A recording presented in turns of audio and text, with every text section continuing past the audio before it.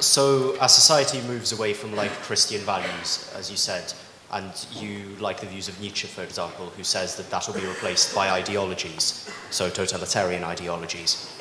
And hopelessness, don't forget hopelessness. Yeah. So now that the West has been through those totalitarian ideologies, what happens next, do you think? What's the most likely outcome? Because do we stick with another ideology, and if so, what ideology will that be? No, I don't think so. I think it's back to the past for resurrection, so to speak. To Christianity? Yeah, well, who knows exactly, but, you know, Jung was a very astute critic of Nietzsche, and there aren't very many because Nietzsche was very, very smart, and so you criticize him at your peril. But Nietzsche believed that one potential move forward would be that we could create our own values. But the psychoanalysts, and I would say the biologically oriented psychologists in large part, philosophers as well, have pretty much eradicated that as a possibility because you can't create your own values. I mean, go try. You can do it as an exercise tomorrow morning. It's like you're going to sit down, blank slate that you are, free choice creature that you are, and you're going to create your own values. It's like, well, you're going to lose 30 pounds. Maybe that's the first thing. And you're going to reshape your physique by going to the gym 3 times a week, and you're going to start eating properly, and no more of that alcoholic binging or pot smoking. That's out, and you're not going to play any more video games, and you're not going to waste any more time. And you're creating those values, and you lay them out, and then bang, from then on in, that's all you do, is you obey yourself 100%, because you've told yourself to do it. It's like, does that sound like life? Has that ever happened to anyone in the history of the human race? It's like, no, you can't enforce. You're not your own slave. You're not your own puppet. And maybe it would be easier if you were, although you might tell yourself something stupid and go do it, which wouldn't be such a good thing. So you have to contend with your own soul. And that has a structure, that soul. And that's partly what the psychoanalysts laid out. And I think Jung did that most effectively.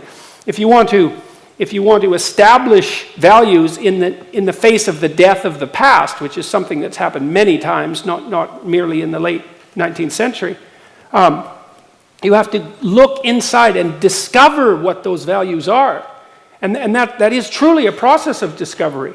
Like, to find out what's meaningful in your life is to take yourself seriously as a mystery. It's like there is something that will grip you. And it might not even be what you choose. In fact, sometimes it's not what now and then you fall in love with the wrong person. You go home and you tear your hair out. It's like, what the hell's wrong with me? How can I do this? It's like, well, you're pulled by forces that are beyond your control. They're deeply, deeply enmeshed inside you. You have to discover who you are. And you do that partly in university. You do that partly with literature. And you do that partly with dreams and visions and all of the acts of the imagination. And you negotiate with yourself to find out, where are the values? Where is firm ground for me? And how can I launch myself forward? And that is an archaeological expedition, because you are excavating the values of the past, even if you're doing that psychologically. Now, hopefully, if you're in a great university, you do that in tandem with excavating the values of the past intellectually. And so then there's a dance between your own soul, your own imaginative soul, and the manifestations of the soul across time. It speeds your development along, but it's still a matter of discovering what it means to be human. And that's not something that's simply invented. It's not that at all. You only believe that if you want to remake men and women in the image of your ideology. It's like you're something you have to contend with. Just like if you have a partner, a romantic partner, it's like they're there. You have to contend with them. You have to negotiate a solution. You have to jointly establish your values on some real basis, and you have to do the same thing with yourself. And the idea will be, and I believe this to be true, is that when you discover what your values are, you'll find an affinity between those values and the great ideas of the past. Because why wouldn't you? They were also produced by human beings who were struggling. And then you get a concordance between your soul and the past. And then you started to become who you actually are. You know, you've reinvigorated the dead father and incorporated it.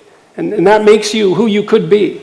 And that makes you able to live. And that's a good replacement. Well, it's not even a replacement. It's a rediscovery of the original doctrine. And so we can't let this go. Because the alternative is a nihilism that turns into something catastrophic, or an ideology that's a weak replacement. It's still a religion. It's just an unbelievably shallow and unidimensional religion with none of the grandeur, none of the transcendence, none of the mystery, none of the beauty, none of that. It's just stripped bare, fragmentary religion that you can understand in a week and then convince yourself of the superiority of your arrogant intellect. It's not helpful. So, the Jungian critique, Freud as well. No, you can't create your own values. You have to discover who you are. And you do that painfully because you're not your own puppet. You have a nature.